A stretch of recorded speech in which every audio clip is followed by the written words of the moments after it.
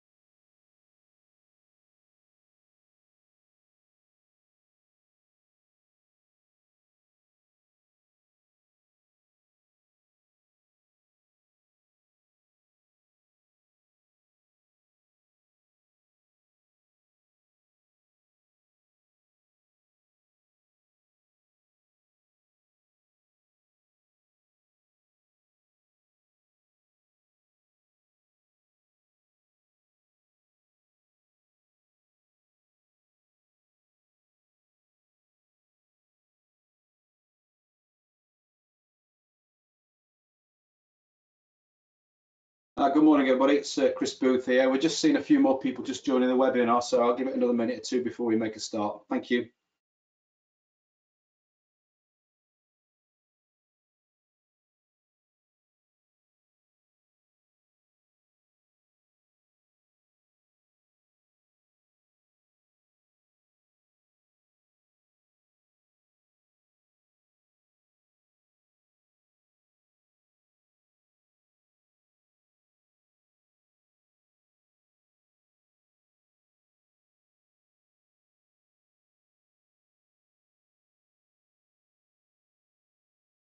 Well, good morning, everybody, and thank you for joining us.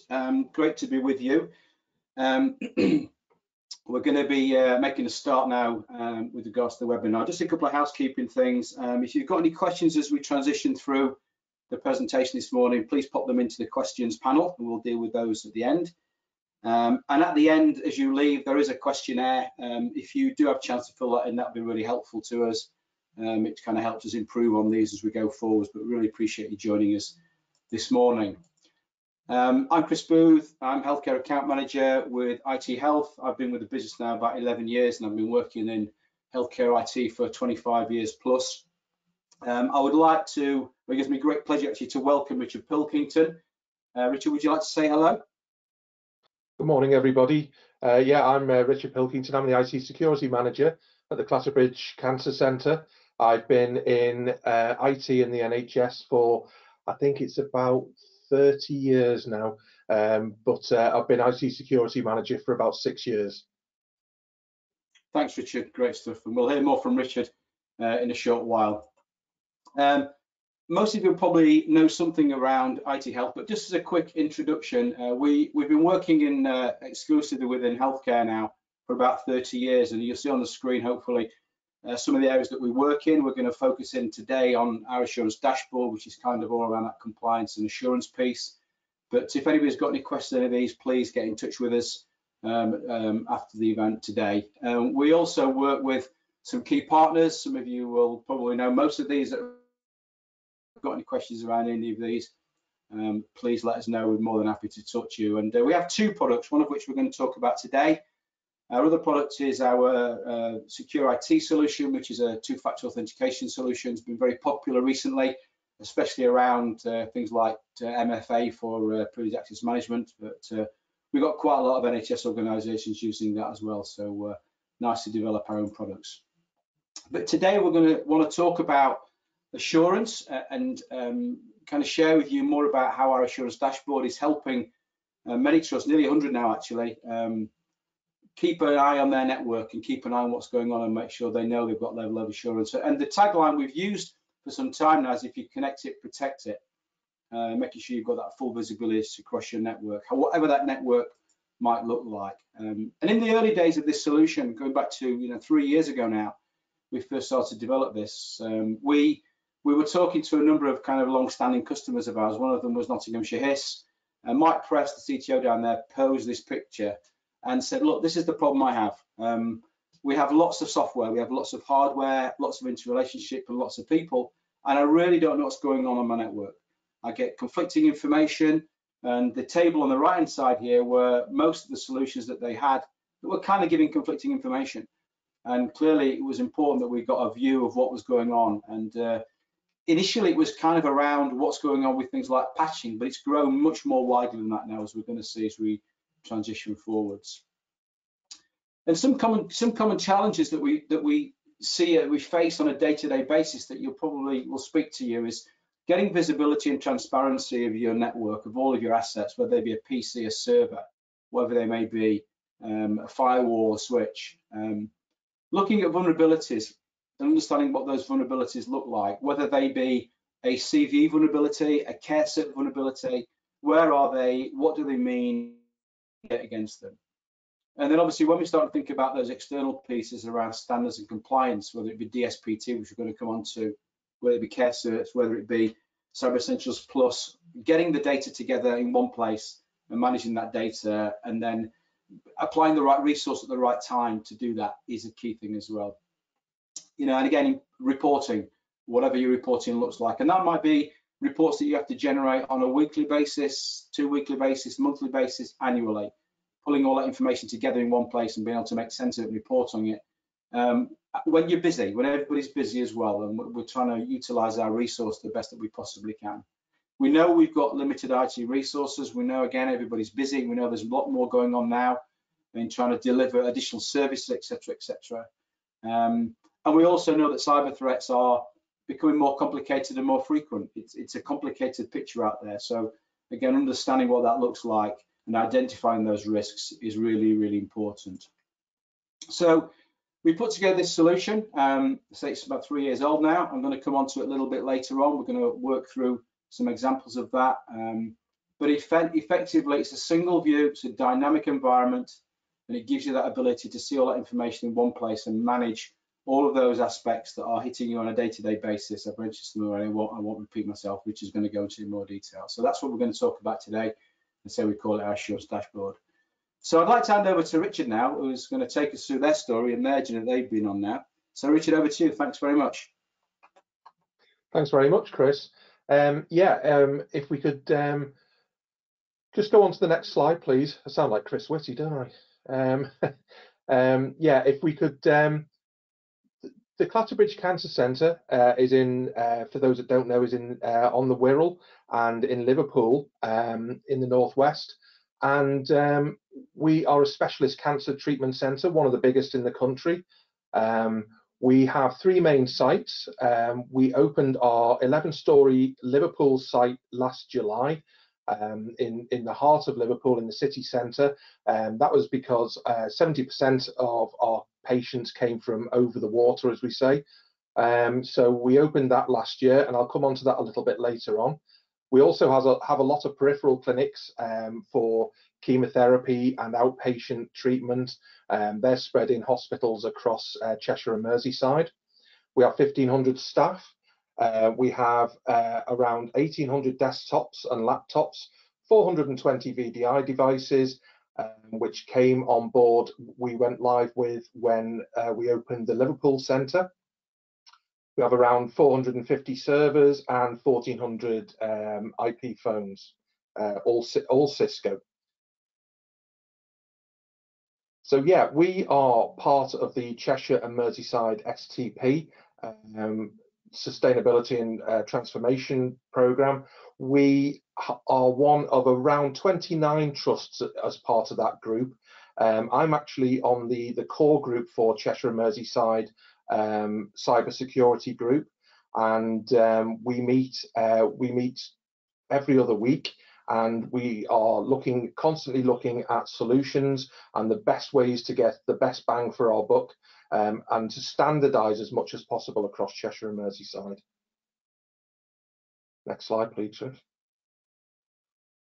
So yeah, how our journey began. You can see on the right-hand side, we had a number of other systems in place to monitor our devices, our asset management, our software asset management. We had AirWatch Nessus for vulnerabilities, and I saw the ITHealth dashboard at a trade show, one of the IT and cyber security shows, and I must admit, after seeing it, I stalked them a little bit because I thought that's really going to fit in with our plans. So I really did decide that we did need this product. It was going to really enhance our visibility under a single pane of glass. Now, I don't like that phrase myself, and I'm sure nobody else does, but in this instance, it really is appropriate. It is a single pane of glass, and it did away with a lot of other systems, or not even just done away with them, but it stops us having to monitor a number of other systems. So yeah, the Cheshire and Merseyside decided to spend some allocated NHS England funding on 2 cyber products. I won't mention the other one, but one of them, fortunately, because of the interest shown across the 29 trusts, was the ITHealth dashboard. Next one, please, Chris. So the challenges we had were a lack of visibility. Everything was spread all over the place. We only have 2 members of staff looking after it. As Chris mentioned, we're always busy. It was very much disparate systems all over the place. We were monitoring multiple tools, all of which were reporting on different aspects that are covered by the ITHealth dashboard. We didn't really have any point in time reports, which we considered a huge risk. They were reports that we were able to run, but they weren't real time and they were quickly outdated.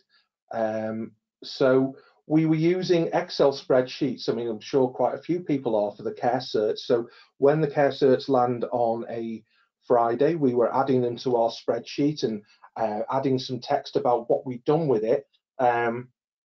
And that just added more complexity and more pressure on the limited resources we had.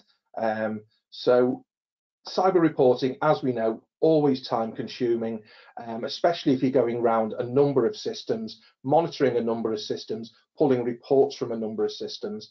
It really does take a lot of time. So they were the challenges we had. Next one, please. Thank you. So the journey so far. We decided with Cheshire and Merseyside, out of the 2 products, obviously, I wanted to go with the ITHealth dashboard. That gave us funding for the first 12 months, and there was a commitment required from our trust to pay for years 2 and 3 of the deal. I obviously had to build a business case, and I presented that to Trust Board.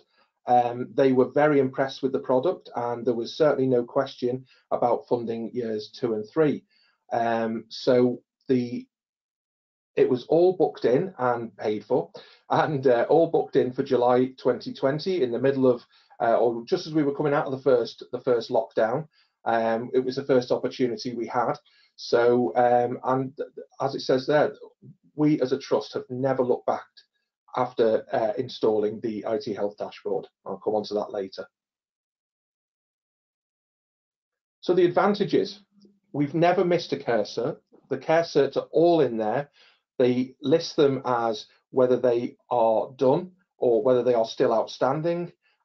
So you can easily go through and check where you are with regards to CareCERTs. We can easily, again, manage and mitigate vulnerabilities on desktops, VDI, and server estate. Where we were using Nessus before, we can now have that capability in the ITHealth dashboard. We can see where all the vulnerabilities are. We can see where all the software vulnerabilities are and manage them accordingly. One of the biggest advantages for us is our ability to monitor the rollout of Windows security patches across all our workstations, VDI, and server estate. It's an instant view of what is patched, what isn't patched, and why it isn't patched. It may be that it hasn't been seen for a while. What we have discovered, though, during lockdown and during COVID, and with everybody working from home, this hasn't been a problem deploying patches, but it does give us a real-time view of any issues we may have trying to patch devices that are off our current network or on a VPN link. We are obviously regularly asked to produce KPI reports for performance reviews with the board.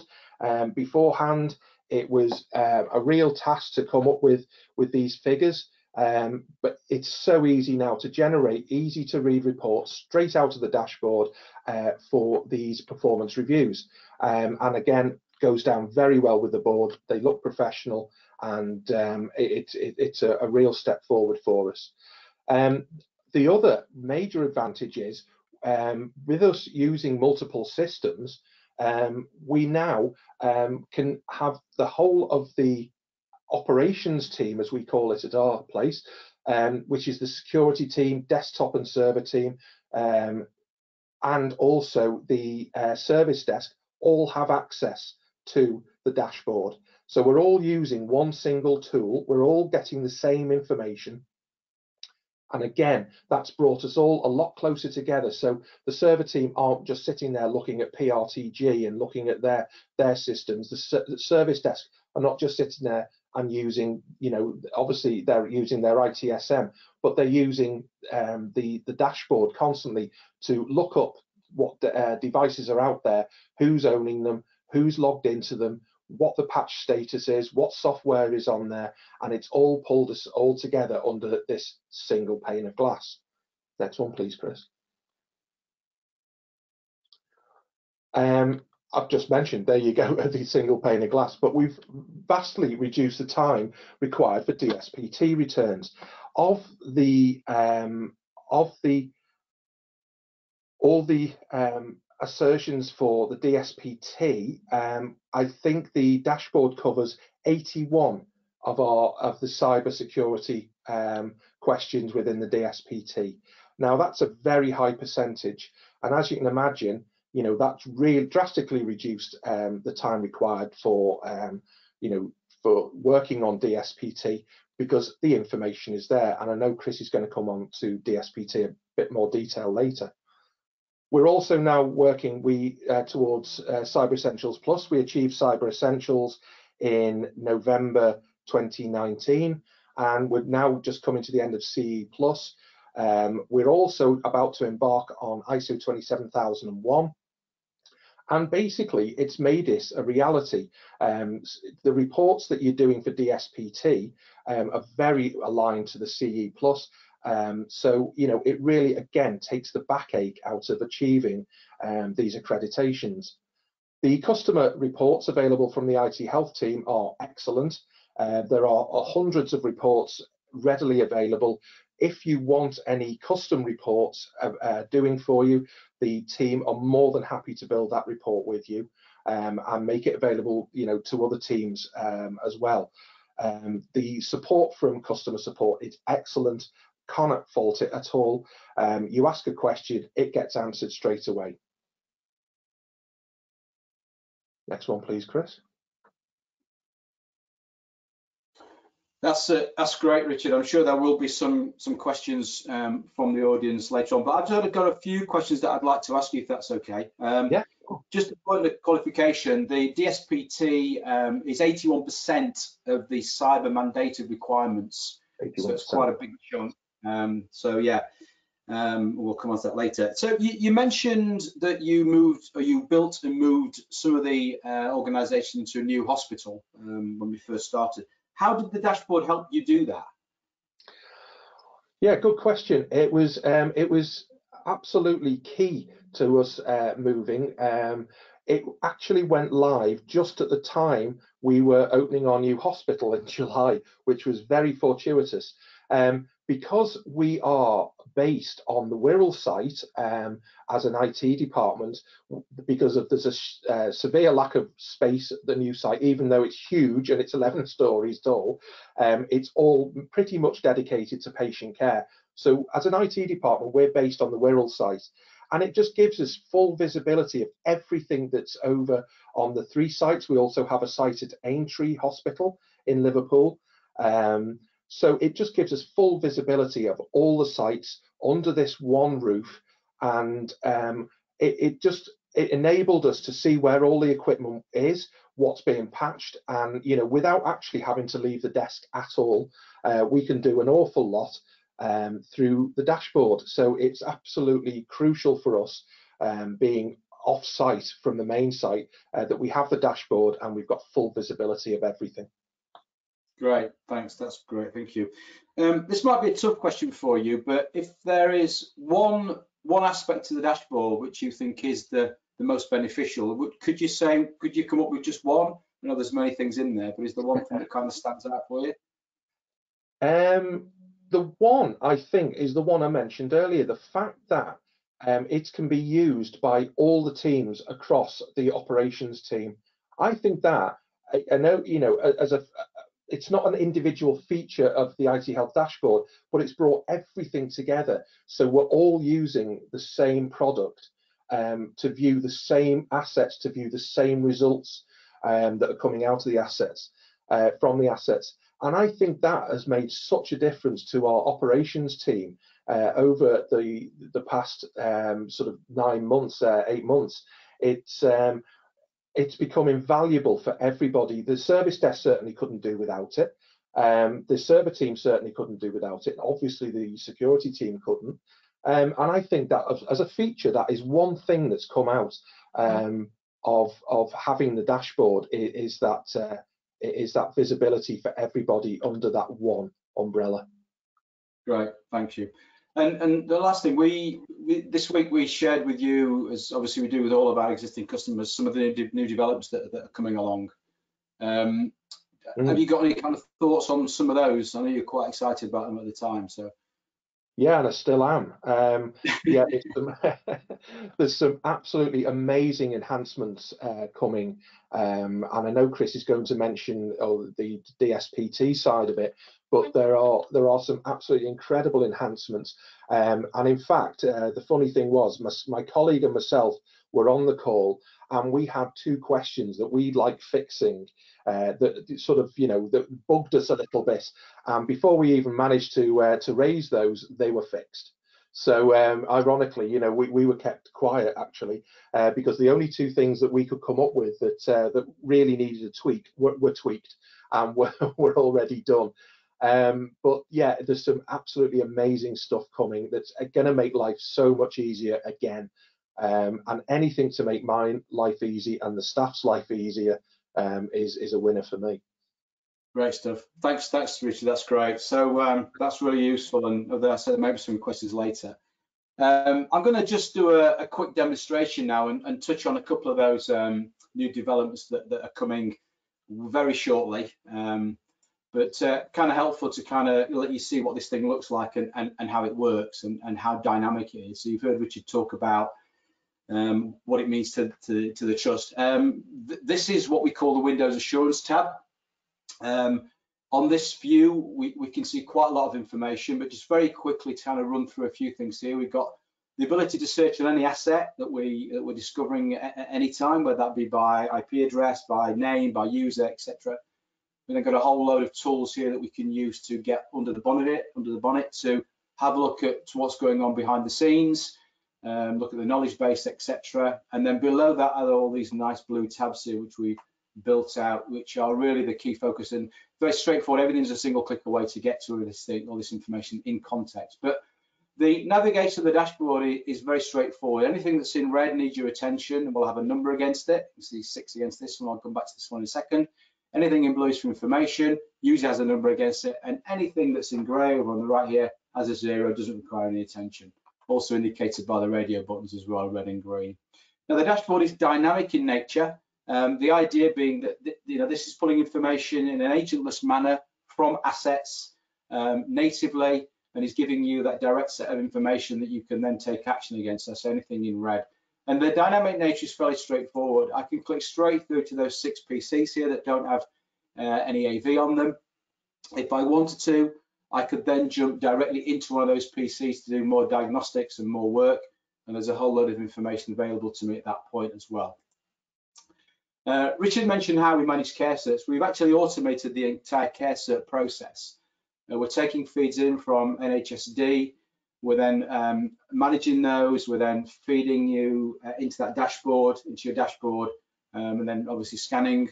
And that then allows you to see exactly what's going on with your CareCERTs. We're trending them over time. You can see what's going on a month-by-month basis. We've got some nice developments coming from this as well, which will give you a kind of a weekly view and a daily view.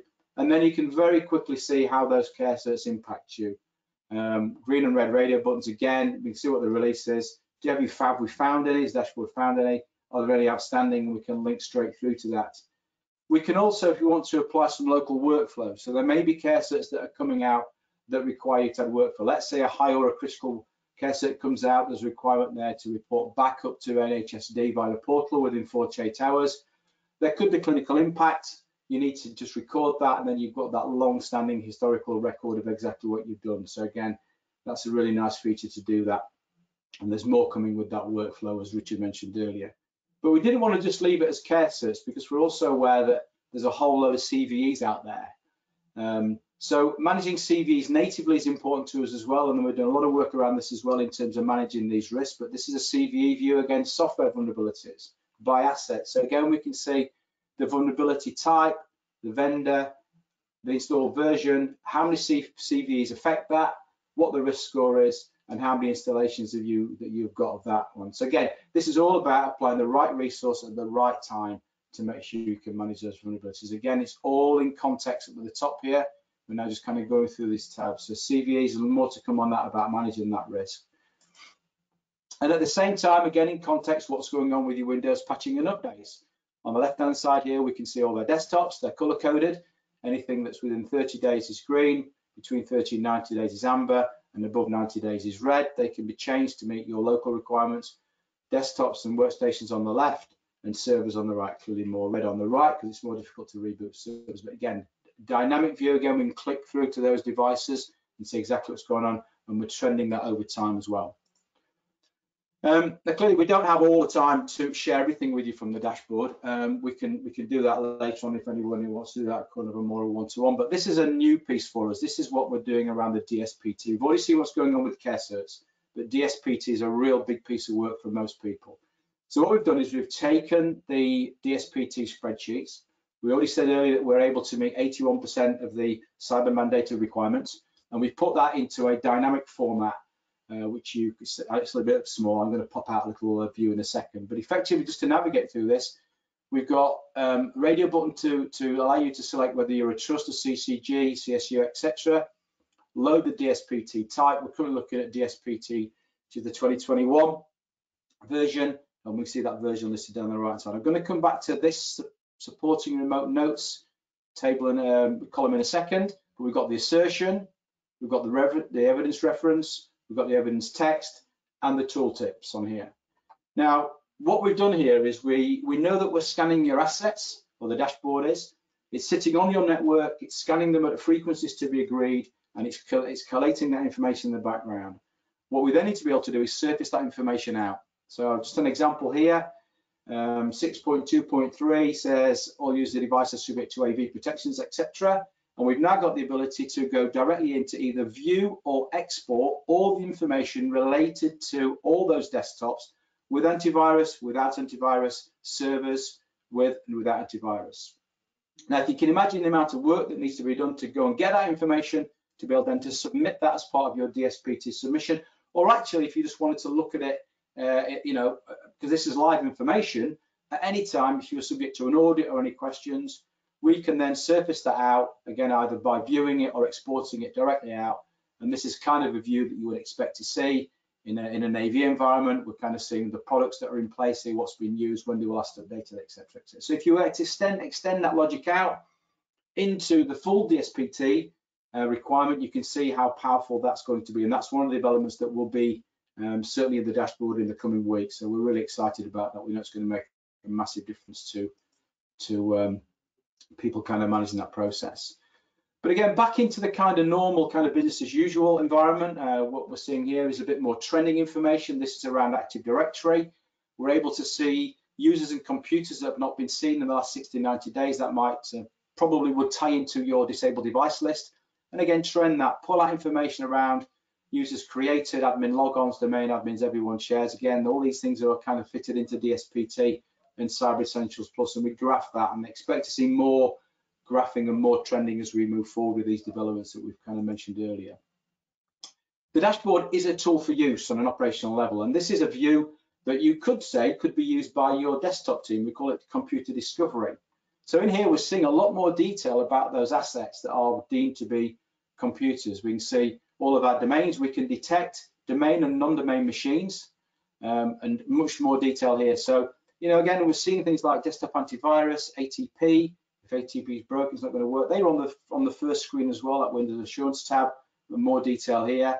Drive encryption, OSs, types of chassis, models, etc. And then more detailed overview here of OSs, service packs, versions, OSs. And we're about to release a new module for software that's going end of life and give you the ability to track that so you can see that. Behind all of this, of course, there needs to be some ability to track assets. And here we see the kind of software asset management component within the dashboard. And we now start to see we've gone beyond the Windows environment. We've got Macs, you know, we've got Linux coming out, because we need to know about every piece of software. That's the only way that we can track it for you. It's the only way that you will then know what needs to be looked at, where the vulnerabilities are. And it also allows you to create things like unauthorized software lists. So you can create that list, you know what that looks like, and that's both in the dashboard, and then as I'm going to come on to the monthly reports in a second. And the same thing from a hardware perspective as well, knowing about all your hardware assets, being able to group them together. And of course, from here, we could then go into, let's say, a switch. We could look at all the interface on that switch, go down to a PC level, and kind of really get into a lot of detail. And we do find a lot of our customers actually use the solution for investigation as well. We've got lots of stories of people thinking they've got aspects of even WannaCry left on their estate, and we've been able to go off and find those devices very, very quickly with them. I'm back up to Windows Assurance now. You can kind of see, just to kind of complete the live environment of what the dashboard is. We pull out a lot of information based around your Windows estate here. So AV and ATP, encryption. These graphs are dynamic in nature. We can go into them, we can select what we want, we can deselect certain aspects. So show me all my Windows 10 devices and information around those. And then some advanced information around things like, what's going to go wrong if I don't have enough drive space on my machines? Is that going to cause me a problem? And again, some of the information we saw earlier, and then that CareCERT piece on the right-hand side. So again, all dynamic in nature. Said earlier, the dashboard sits on site, usually on a virtual server. It's agentless scanning. We have no issue if that is a kind of wide geography. We've got a wide range of customers, which we'll come on to just before we close. The network bandwidth is not an issue for us. I say nearly 100 customers now. We've not seen any issues around network bandwidth. Obviously, we can talk about those kind of things in more detail. But the dashboard has a number of different environments to it. So we've got the live dashboard sitting on your network, but around all of that is kind of this wrapper that we provide, and that wrapper enables us to do a number of things. One is we know you're busy, so we want to be able to manage this in a sense and give you new information. So if you came to us and said, oh, we need a new view, or we need some information about a particular thing, we'll build out that view for you. It may be about, again, a set of assets, or it may be a particular department. We'll create those for you. So you've got those things. One of the best ones I did actually here a few months ago was a cyber leader of a very large organization came to me and said, I have to do a report every 2 weeks of about 4 or 5 key bits of information. So we scoped that out. This was all included in the solution. There's no extra cost. We built out a view. Once we were happy with that and the customer's happy, we then created a scheduled report. And off the back of that, it goes straight to his inbox. So he gets that information. You have to go looking for it. It's all there. As Richard said, that customer reporting piece is important. But on top of that, we also provide a monthly report. This is designed as an executive report. And again, it means that it kind of takes away the pain and the workload of actually creating this report.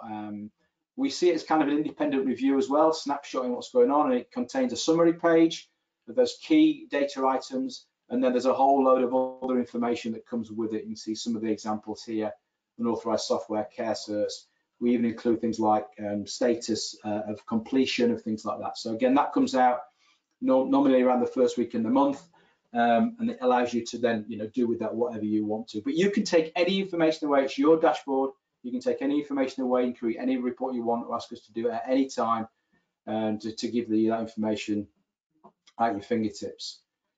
Just in terms of the benefits, you've kind of heard some of the things that Richard said, but just to kind of just repeat those. We know we need to mitigate that cyber risk, so getting that consolidated view. What does the remediation process look like? How can we simplify that, making sure we've got a live view of all of our information all the time? Streamline that compliance. There's 81% DSPT again in there for those cyber mandated requirements. Facilitating reporting, make it simple, make it easy, give you what you need. Bridges those silos. Richard, that was one of the questions Richard touched on earlier about removing the silos. Everybody's looking at the same information. They're not coming to assurance meetings with their own view of their own world. Everybody's looking at the same information. Obviously saves time because you've got that information there, and gives you that live view 24/7 365. You're at a glance of everything that's going on, and that number's now gone up as you'd expect to find. So being very, very successful for us, which is great. Just to make sure I've not missed anything, there's a few things on here which I didn't touch on. We have MDM integration to kind of extend that view into those mobile devices if they're not network connected. We're seeing a lot of trust now. We're using it for performance monitoring because we've got those trend lines in place, and we can grow more of those. Then performance monitoring is becoming more and more important. And there's a whole lot of other things. Some people are using it for package deployment for software. I mentioned earlier those 6 PCs that may not have AV on them. We could wrap a package, drop it on the server, and deploy from there. Rescan, and we can kind of go from there. So yeah, quite a few things there. Touched on most of them. This one here, this interesting one, other device interrogation.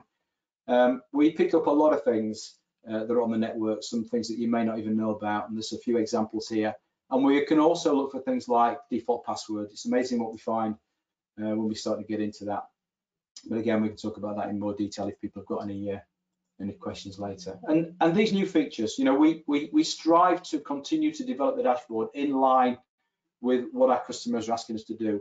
Most of the ideas that we take are coming from users or from POCs, and these are a few that are going to be coming online very, very shortly. And we've got a whole load that are kind of in the pipeline as well. So I mentioned the DSPT mapping and the exporting piece.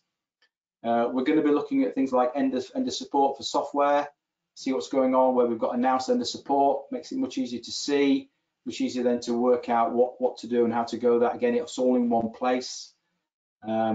Risk overview, so being able to see all the risks that are there within a device, and kind of know that without kind of having to look anywhere else. Making those charts interactive, I mentioned that earlier. More increased trending, kind of touched on that. We're going to enhance the CareCERT reporting and trending, and so there we're going to have the ability to know whether you've got devices that have not been found, i.e. we've scanned the network against a CareCERT and we've not found anything. So that's important. You can then do a manual check, rather than saying it's outstanding, actually we're going to say you've got outstanding resolved and now not found. So you've got full visibility of that. And then the software vulnerability tab is going to change as well, and we're going to change that in terms of looking at different areas of risk. Again, driving in that important message about assurance, about risk, about making sure you've got your fingers on the pulse at all times. Got a whole lot of case studies. Richard kindly helps us create one over on the right here, but we've got them covering the whole of the country now. So more than happy to share some of those. I'll put you in contact with people more local if you are interested. And here's a glimpse of some of the customers now. We probably need 2 or 3 slides to do that, but again, you'll see we've got them from the South Coast all the way up to pretty much the Scottish border, which is great. So I'm going to finish now. What I would say is if anybody's interested in talking more, then obviously get in touch.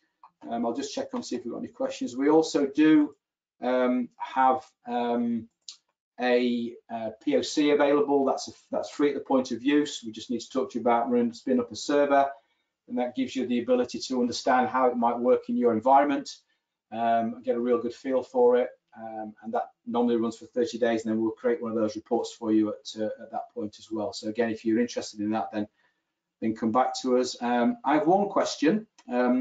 Regarding export of information, can you filter by location, provide evidence on the behalf of the organisation we support that needs to submit DSPT assessment? So yeah, that's going to depend on what those data items are, what they look like, and how much data you want to surface out. Some of it we can do, and we can create views in that regard. Some of it's a bit more complicated. So I'm more than happy to kind of debate that in a bit more detail. But yes, that is possible, but we need to be just careful about how that's scoped and what we kind of look at. So I'm going to bring it to a close. I can't see any more questions in there. The session has been recorded. We will send that out to you via a link, so you've got that to kind of look back over. If you are interested in talking to us about the dashboard, then please get in touch. And can I just say thank you to everybody for joining. Thank you especially to Richard for sharing their story. I'm sure Richard would be more than happy to take calls or emails from people if they want to get in touch. Is that okay, Richard? Absolutely. I was going to say, if anyone wants to get in touch with me, just get in touch, or go through Chris. I'm more than happy to give you a real life view of our dashboard on our network and go through that with you.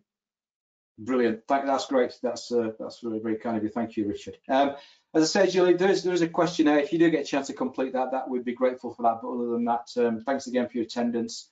We'll see you all soon. Bye now.